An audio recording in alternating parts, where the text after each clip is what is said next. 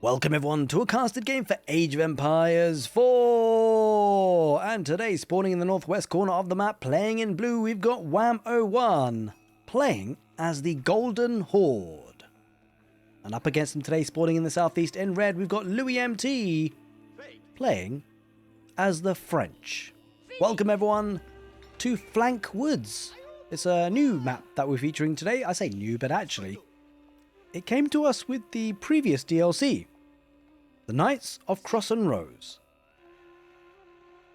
But today, of course, we're featuring the dynasties of the East, with one of the brand new civilizations being Golden Horde, and the other being an age-old one with the French.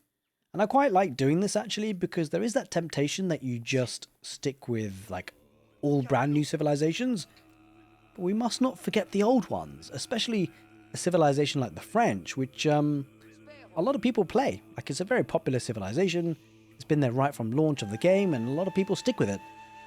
But I think another element to consider in this matchup, which is kind of fun, is because we're going to be able to compare how the French do against the Golden Horde, as opposed to the French versus the Mongols. Now, traditionally, the Mongols fare pretty well against the French. They typically open with an outpost rush, put early aggression, and inhibit the French and stop their gold collection for knights. The Golden Horde, though, can't really achieve that same aggression. Their power comes a little bit later, usually the 20-25 minute mark, where they really start to max out on population and they're able to really ramp up production of units. Kind of curious because the French can do similar, and they're going to go head to head today. I have a feeling this match might go a bit more later on in the ages, like the Imperial age maybe. We'll have to see. It just feels like that's the way this matchup will turn out, but obviously brand new civilization, we don't necessarily know until we've seen a couple more games. At least theoretically, these civilizations seem pretty well matched in the early and mid game. Kind of curious to see the late game though. Now, on a map like this, trade is not usually a viable option unless you're feeling a bit brave, because the trade post is right in the middle of the map. So full kind of consideration to the situation, most likely going to see the School of Cavalry here for the French. On the other side of things though, I'm not entirely sure what loueMT goes for, because there are two options, two pretty cool ones. You've got building carts, and you've got Khan and Turguds. Now, building carts gives you the ability to get carts to form into buildings straight away, and you also get two in the Feudal age, but when you get to the castle age you get an extra one too. Turns out it's going to go for the Khan and Turguds, which actually allows him to kind of plan for the mid to late game, right? So the cost of the Khan and the Turgud is reduced by 20%, and the health is increased by 30%. Something that, of course, gives you good bonuses as the game wears on. Now, I would like to say, by the way, a very big thank you for everyone who's been supporting the channel, whether it be on Twitch or YouTube, with the YouTube channel members or the Twitch subscribers. But even if you're just watching along, I'm super stoked to have you guys here. The viewership's been really good recently, and I think you guys have enjoyed the content. I've enjoyed making it, and I was kind of taken aback recently. On a recent video, I put a kind of question out to say, like, hey, guys, when do you guys watch the content? And what I realized, a lot of people use kind of the content for different things. Some people like to really unwind during breaks from work, all sorts. And so I feel that it's kind of refreshing, because I feel a bit honored, because you could be spending your time doing other things and watching other things, and considering obviously now like the day and age we live in, there's no shortage of stuff you could be getting up to and watching. You guys are hanging out with me and enjoying Age of Empires. So I appreciate that, and I kind of take it seriously. I realized that, you know what, I actually have, I feel like I gotta make sure I produce top-notch content, because not only because I want to, like obviously anything I want to do it really well, but it just made me a bit more aware that, you know, you guys invest a lot of time. If you click on a video, you could invest, if a video is like half an hour, and you're watching 15 minutes of it, and it turns out not to be a good video in the end of it, wasn't particularly entertaining, I'd feel bad. Like, I kind of wasted your time, right? So, yeah, I mean, to be fair, though, thankfully, it's always kind of been my approach that I would, I'd only really upload the best games that I've casted, because, you know, no one wants to watch bad games. So, hopefully we'll always have that guarantee in terms of at least what I believe is a good game. Those are the ones that will ever make it on the YouTube channel, so hopefully gives the reassurance that when you do click a video, it's going to be a good one, and it means you're not wasting your time, because especially if you're on a lunch break, right, you only get so much time, so I know people are busy. Either way, enough for that. I wanted to get that off my chest. Now that it's out there, let's focus on the game, because Batu Khan chasing after the scout. In fact, what's the movement speed here? 1.62 versus 1.62. Yeah, I thought it would be the same, a bit kind of crazy if it wasn't. Knights will be popping out for the French soon. So Spearman, natural choice here for the Golden Horde. You kind of have to, right? Nice that it's pushing in deer with the scout too. We don't see this all that often anymore because it's a lot harder to do it, but where there's a will, there's a way. And wham has got that will. He's finding that way. One other thing to mention, by the way, is that a big shout out to the players. Obviously, I'm able to cast their games, and these guys that are making the content in a big way as well, because obviously it's their matches, right? So big shout out to them. Whenever I can, I'll actually place the links of the players, like Twitch, where they stream and where they make content. I'll try and put that in the video description so that you guys can follow them along. Say you have a favorite player, that kind of thing. You know, maybe I've introduced to them. I mean, in all likelihood, you kind of know all these players by now, but maybe just in case you're getting new to Age of Empires 4 and you don't know where they stream, maybe I'll try and make it convenient for you to find them. I think that's the least I can do, just to say a bit of a thanks to the players. Quite a few knights building up with the scout for the extra vision, looking to try and snipe out villages where he can. The wood line very close to the town centre, so unlikely to find too much benefit here. Cycling around to the gold. There's a good number of spearmen. What's kind of curious to me is how much these players will be sticking around in the feudal age. Will they be going for a heavy feudal age, or maybe taking up to the castle age? In this matchup, it feels both civilizations can achieve a lot in the feudal age, and I wonder whether they'll just say, look, let's not battle it out, let's just skip it. Get to the castle age where things get a bit meaty. Especially the French. I feel like the veteran knights, they're going to really pack a punch and trade well against the Keshiks, of which there aren't actually many. He's really gone for the Turgut instead. And it feels like both players are actually going for the castle age. If you just look at the resources at the top bar, like Louis is having a lot of food and gold, and typically this standard of player doesn't float resources unless they've got a specific plan in place for those resources. Wham, same sort of idea here. A bit of a raid, won't get any value there. Now, one thing that's kind of cool, I will eventually stop doing this as much, but I do want to sprinkle in some of the details about the new civilization, because you may be watching it for the first time and you'll be thinking, well, you didn't really explain very much. Well, the Batu Khan is their hero unit. It's got some abilities which we have to unlock from the prayer tent, or the golden tent rather. The big thing is the Turgut. So it's a really cool unit, heavily armored, but more of a support unit for the Batu Khan. So as you can see, the Turgut, when around the Batu Khan, will heal the Batu Khan up. And if the Batu Khan sustains damage, well, he doesn't, because it just gets spread around to the nearby Turgut. They kind of absorb it, which we might see now, actually, as it happens. No, he's actually going to be running away here, wham, understandably so. Too many knights to deal with. It's going to be the Guild Hall, setting him up well for the late game. Now, wham, he's going to be queuing up. Ooh, okay, he's going to go for relic Uvus. He wants the relics. And I feel like this is starting to really warm on me, this tech up to the castle age with relic Uvus. You've got Muscovy Yasak, which is not bad by any means, increasing the armor, a ranged armor of heavy infantry and cavalry. But I feel like this is really good if you're going for like a fast castle with a timing push with the heavy cavalry. But when you're up against the French, I don't think it's that much of a bonus, because the French have already got knights. They've got these heavily armored units themselves, rather than ranged units. Like, if you're being aggressive, you get into the castle age first, usually forces your enemy into ranged units, into crossbowmen to react, right? That's not the case today with the French. Like, the French typically are one civilization that can dictate games rather than react. And so the ranged armor for the Muscovy Yasak would be great against that kind of strategy, but there's no ranged units on the field here for the French, really. Obviously, later on in the game that might change, but relic Uvus, it's a big bonus in the sense that if you pick up relics, and it's going to get a decent castle age time, those relics can be converted into Uvus that infinitely generate stone, which can then pump out units very quickly. Yeah, it's definitely a way to get to the castle age that's warming on me. And I think in a matchup like this, it makes a lot of more sense. Especially if you can get the relics. I mean, if you can't get the relics, then it's not as good. Although, it's not redundant, because you do still get 20% gather rate boost on the stone. It's a pretty good way to get to the next stage, for sure. Oh, Spearman in a good spot. Means the monk for the French can't easily get that relic. Yeah, definitely a phase of the game where they contest for relics. Should get a villager here, maybe even two. Although, he needs to focus fire, or focus attack. He will. He gets two villagers, that's very nice indeed. There's a fight that maybe Louis... I don't really can't take that really. There's too many spearmen. Wham tries to get the fight, but no.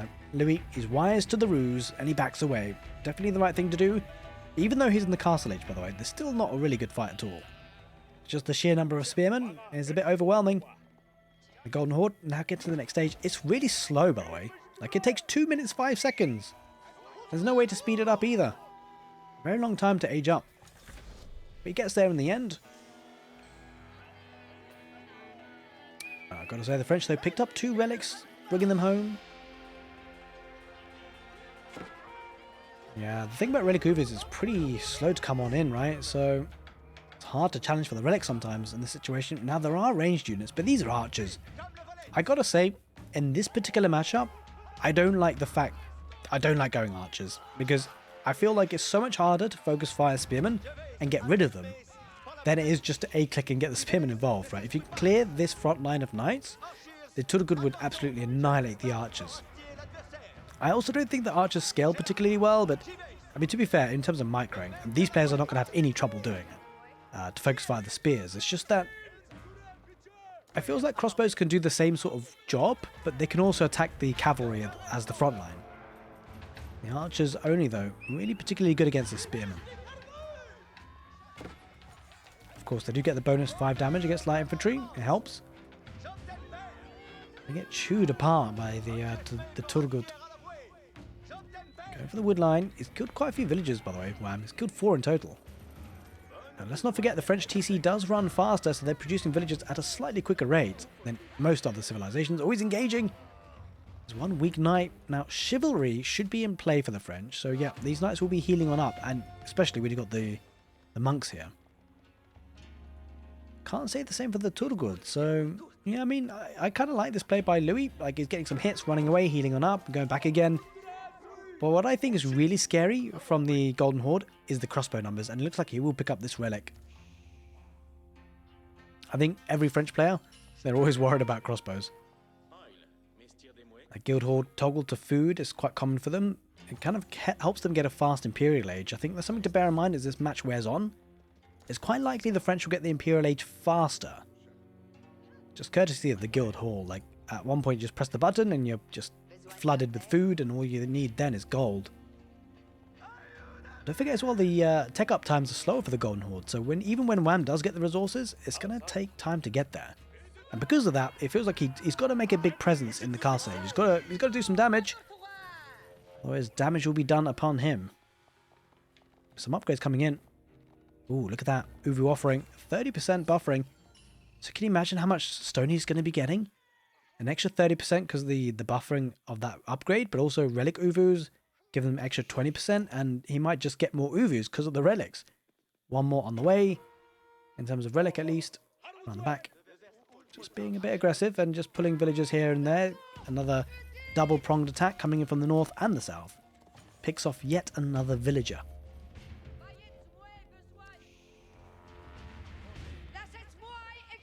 Ooh, ended up getting some Rus tributes. It's a unit that can be drafted in from the Golden Tent for the cost of stone. Yeah, let's brought some of the relics. Putting them in the prayer tent for now. I imagine, though, eventually he'll convert it. One in deposited, another one on the way. I mean, it looks like this map only has 4 relics. Oh, no, he's making Uvus from them. I just can't see exactly where. That's a regular Uvu. Here we go, there they are. There's 2 here. And he's got 1 in the prayer tent, right? So, yeah, he's got 3 relics. 2 of them as relic Uvus, 1 regular relic in the prayer tent. running into the archers. I mean, at this point, he might as well just take the fight. He will lose the Turgut in the end, but he'll get maybe a couple of archers for it. He's able to go on the boar as well. You may have noticed he did actually get the boar quite early on. The fortified outpost is really the heart of the Golden Horde. It's where the influences of the edicts come into play. At the moment toggled onto production, so production speed will be increased. Can also go for the defensive aura edict. Units getting extra health, 10% worth. And then you can unlock the harass edict, as well as the stockyard edict. This one's really powerful in the late game for the food. And he's even going for the harass edict. That means whenever you make a unit, you get an additional harass unit. And it's a really good one, by the way. It's, I mean, in and of itself, it's not great. It's a support unit more than anything. Increases the armor of nearby units by +1. Oh, not enough space in the inn here. He's going to have to garrison. And he wants to get out of there anyway. Oh, he's not even garrisoning. Wait, what's he doing? How's he going? All right, here's the army. That's where he's doing. Now, thankfully for him, he only lost one villager. Could have been a lot worse, actually. Oh, speaking of villagers being lost, the Turgut riding on in. You always have to be careful in this matchup. You've got to be looking on the mini-map because, you know, anything could be happening. Oh, he gets sandwiched into the berries and he will lose one villager, 2 villagers. Nicely done. Probably worth it in the end. But, well, not if he loses the rest of the Turgut and the Batu Khan, though. Should be able to get out of there. Oh, here on the north, villagers garrison inside, safe and sound. Another knight here on the left. And he's going to run away. The Batu Khan, he'll get out of there. Oh, right. Fascinating game, though. No emplacements in this. Oh, the villagers do garrison inside. Okay. Yeah, the veteran Khan, though, pretty happy to just ride around. It's unlikely the arrow fire is going to do too much to him. He'll pick off the scout, reduce the vision on the flankwoods. Massive walls coming out for the French. He doesn't like the idea of these cavalry running around, and don't blame him. Does lose this knight in the end to the spearman. Oh, crossbows picking this off. And that's the thing, without a scout, the vision is absolutely terrible here for Louis. This comes with another batch of knights. We'll snipe out 2 crossbows. Nice pick-offs there for sure. Now, Louis, how is he doing on the food of his guild hall? Yeah, look at that, 2,160. He's got the keep as well to boost up the, well, not boost up, but, you know, reduce the cost of these units by 20%. It is not to be snubbed. It's a big, big discount. Of course, offering some protection as well. As we mentioned earlier in the cast, 20 minutes, 25 minutes is where the Golden Horde really start to pump out units. He's slowly getting there, like 47 military units. He's spending stone. No Khan debuff arrow, though, which is kind of surprising. I feel like this is a really strong tech. Like extra 10% damage. It is not too shabby. Maybe he's going to be getting a bit later. Not the cheapest techs, of course. Alright, here we go. Getting battlefield salvage. And the Harash will be getting some shields as well, just to make them an extra bit tanky. Without it, they're not all that great, but with them, gives them a little bit more survivability, especially because you're going to get them anyway for free, right? From the production that you're making. Ooh, gets quite a few kills here. Took the engagement. So going to make a push for the right side on the left side. Yeah, I mean, these knights have got free reign here. Only 5 villagers in the outpost, though, so especially just idling a bit of the economy. Speaking of economy, Louis' economy, having to make a mad dash out of there. Doesn't want to be hanging around for too long there, that's for sure. He's engaging. That's a great fight for Louis if he's going to take it, but yeah, well, I'm going to try and run away. The Khadash won't be able to escape really particularly well. We're going south. There's the Red Palace out here on the gold vein. The 8,000 gold vein makes a lot of sense. Like, we're getting to the moments of the game where you need to get control of the gold veins. One's in the middle and the neutral ones, and he's going to get control of it for sure with that Red Palace. So yeah, we're definitely going to be going to the late game because the Red Palace offers so much in the way of defense. Wait, what? 58 villagers! He really wants the Red Palace! I mean, was this really necessary? That's literally his whole economy. Pretty much. He's got a lot of food in the bank though. He wants gold. He wants to pump out. And understandably so, this is going to be a really tough moment for Wham because he's got half the economy garrisoned inside his town center. He's going to be under pressure, and his enemies in the Imperial Age. He's in the Castle Age. He's got no way to get there anytime soon to the Imperial Age himself. Just doesn't have the resources. And even if he does, it's going to take a whopping 2 minutes 20 seconds to even research the tech. So the tech advantage that's here for the French is just so far superior. Although this is a great start to the fights, engagements. He picks off a couple of knights before they are Imperial elite knights. Oh, this is interesting. Where are you guys going? You need to fight. Down in the south, pulling the army away. I love this play though by loueM, because when you're in this sort of situation, what you don't want the French to consolidate their army with a big push.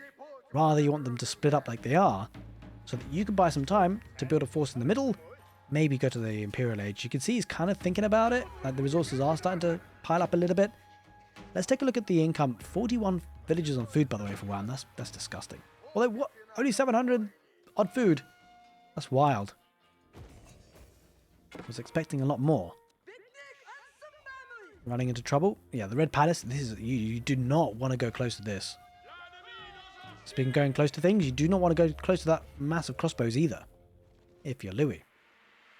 But the Red Palace, look how much damage it does, by the way. 61 arbalest damage times 2 with 10 tiles attack range. It is wild. And don't forget, you get the emplacements in your town center too, so it's very hard for loueM to dive in. But to be fair, when you've got this kind of army, it's not as bad because these are, the infantry units, they aren't super duper expensive individually.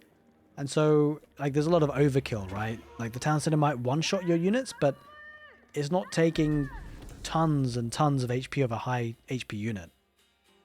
Which is arguably a much worse problem to have. A couple of knights here. If he gets caught, that's another 4 free knights. loueM. Oh, he's not paying attention. He's not attack moving. It can happen. Oh, he spots it now, though. Will he get one? I'm not so sure he will. Missed opportunity there, but of course, all things going on. Like, these players, make no mistake about it, they are probably darting across the map in all sorts of speeds, trying to macro sort out their economy, and then figure out where their armies are, follow enemy armies, try and snipe villages where they can. But loueM's got most of his army in one spot. That'll help him out, concentrate with forces and attack. He's got a defensive force as well. This is a lot of crossbows. Holy moly, 42 of them. The thing for Louis, yeah, he got to the Imperial Age, but was his economy really set up for it? I don't know. He's got some good upgrades, but not many unit numbers.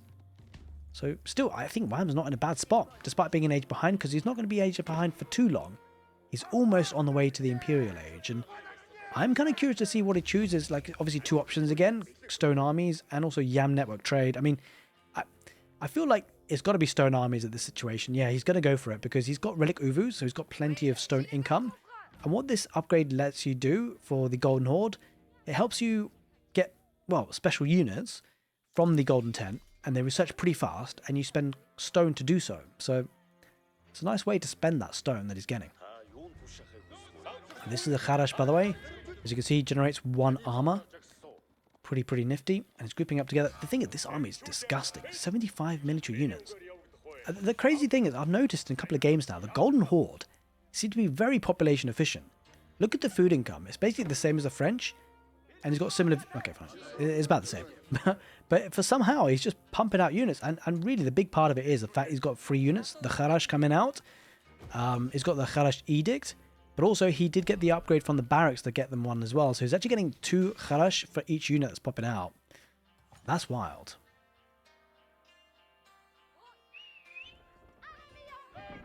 So it's not just the economy as such gathering. It's more about how much they're producing for free. It's a good big pick off there by Louis. He was able to save some of these units as they group up together. But great start to the engagement for Louis. He's going to run away now that he's eked out a bit of an advantage on that fight. Not bad at all, as he looks to continue getting his upgrades as well. Stone armies about a minute away. And loueM's economy is set up that he should be able to get quite a few of the upgrades pretty quickly. As you can see, triple the range units coming out at the same time. A ram on the right side. Yeah, looks like he's going to need trebuchets.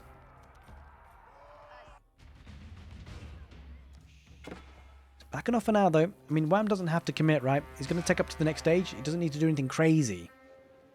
Because a fight here, unless he wins it, like considerably, it would be not ideal to fight right now. He's going to want to get these Imperial Age upgrades. On the other hand, Louis, this would be a lovely time for him to fight, technically, but he just doesn't really have the forces to do it, right?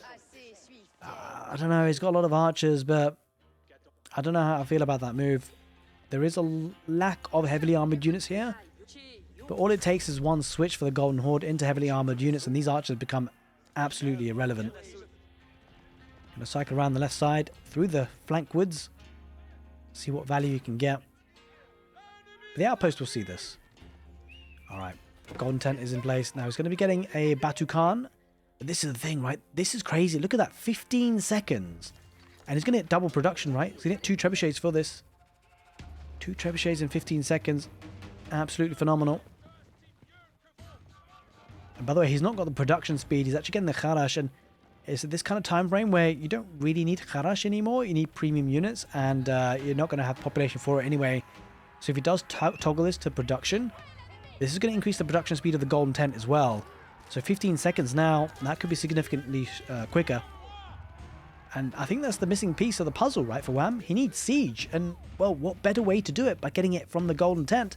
Spending stone. Double producing at a time. And Louis, he's never really gone for siege in this game.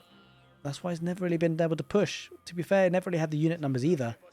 I think the Golden Horde have been very active with their large numbers of units. That's why he's always been able to split up.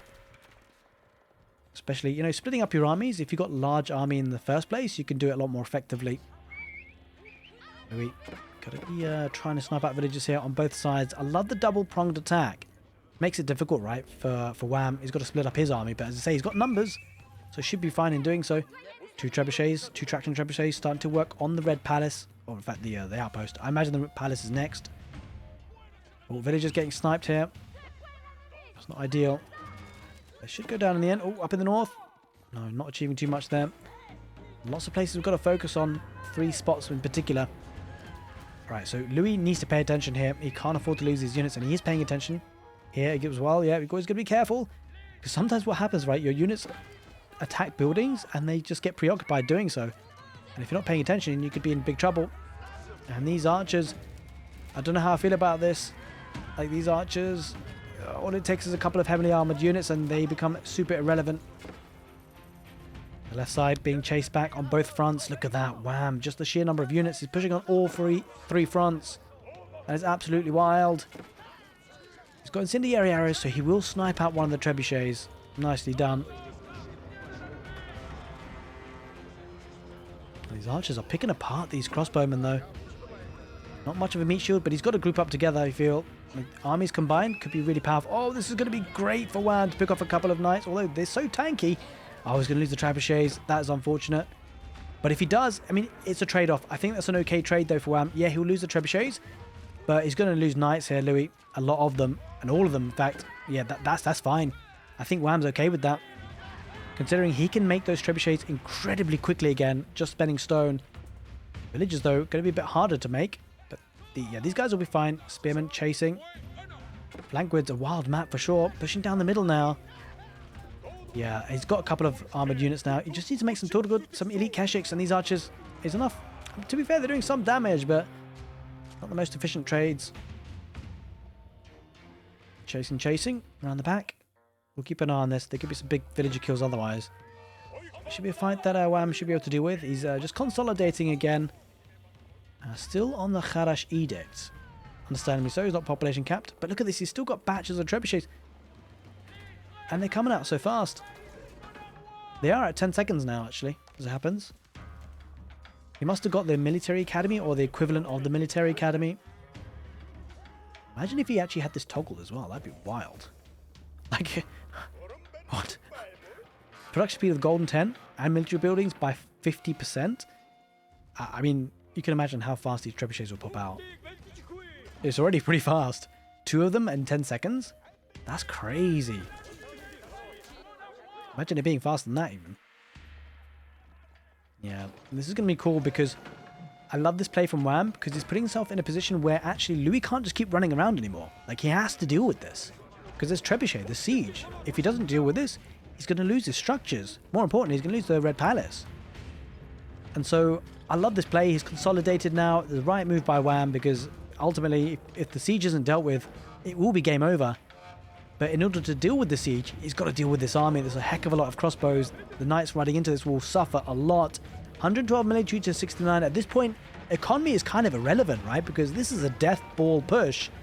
Now, he will snipe out one of the trebuchets, courtesy of the archers. The archers are actually finding good value in doing so. The problem is, if the archers aren't focusing on the army, the rest of the knights are fighting on their own. This is the big fight in the match, you feel. The knight numbers don't survive. This could be curtains. Oh, this is not looking good, actually, for Louis. He's being pegged back. Numbers dwindling. He does have defender's advantage, which could come in clutch. Oh, but he's relying on horsemen now. That is a desperate situation. And these guys are just regular feudal age horsemen. Red Palace on its last limbs. I don't think it's going to make it alive because there's just so many trebuchets. Incendiary arrow is going to be coming in for the crossbows as well as biology for Golden Horde. The upgrades coming in thick and fast. He's pushing on in anyway. He doesn't have to wait for them. He's got enough forces to fight. 100 military to 51. The Red Palace is down. Louis, he's on the brink. Archer numbers are still there, but yeah, they're falling. They're falling. And Louis has got a heck of a lot of food income, but at this point, does it matter? Because if this is a death push, he needs to maybe try and consolidate behind a keep or something, but he doesn't want to ignore this either, because you just get it bigger and bigger, this army for wham. Now the trebuchet is going to work on the guild hall. Yeah, this is a death push. It feels almost impossible to deal with. This number of crossbows, villagers coming out. Oh no, this is going to be a massacre. Those villagers going to go down super quickly to these crossbows. Now granted, he's got another 126 of them, but yeah, that number's not going to last too long as this army is going to push on through soon. Guild hall almost down. Down to 24 military. loueMT, he's got to be on the brink. Batu Khan charging in, does die. Landmark victory approaching. 2 more remain. Louis down to 14 military. Yeah, this could come down to a landmark snipe, but probably doesn't need to get there. I mean, even the Red Palace, he's trying to repair it. There's a harass there, by the way. It doesn't do much damage, as you can see, but tell you what does do a lot of damage. It's these guys, the trebuchets. Now, we talked about earlier on in the cast how it would be cool to see the Imperial Age fight off between these civilizations, and we got it. And the Imperial Age for the Golden Horde looks incredibly powerful. Courtesy, of course, of the stone armies. Courtesy of these traction trebuchets. And now focusing on the town centre. Horseman trying to ride on in, but okay, they might get... he won't even... He pulled out. Too wary of the crossbowman numbers. This is the death push that the Golden Horde maybe will be making a name for themselves of. As the capital town centre about to go down. And then I'm sure will be followed by this squall of cavalry. A cracking game of Age of Empires, though. I really loved breaking this one down. It was a fascinating contest. Fascinating strategies. I can't ask for much more than that. Yeah, just one more landmark remains. One final charge of the cavalry. Villagers coming in from both sides as well. Trying to go for the trebuchets. You can't blame Lou for trying. But it's horsemen versus Keshiks. Crossbows will annihilate those villagers. Yeah, he might get a couple of trebuchets, but you know what? Man will just replace them. It won't be a problem. I'll tell you what will be a problem for Louis is losing the Red Palace again. Because that's the final landmark. And I don't think he can hold on. One more blast and, well, okay, anticlimactic because there's one more landmark. It's called the cavalry. That's the one that's remaining. I think at this point, it doesn't really matter. Yeah, these guys are goners. Just completely outnumbered, outgunned. And all it needs now is the trebuchets to take down the school of cavalry. It was a valiant effort by loueMT, but in the end, the Golden Horde, Stone Army's Imperial Age tech up with the trebuchets coming out as fast as they do. They will finish the game out. A cracking game of Age of Empires. I hope you guys enjoyed it as much as I did. If you're on a lunch break, I hope you enjoyed the game whilst you're on your lunch break and had a good break. If you're watching it any other time, whatever you're doing, I hope you had a good time. Take care, and I'll see you next time.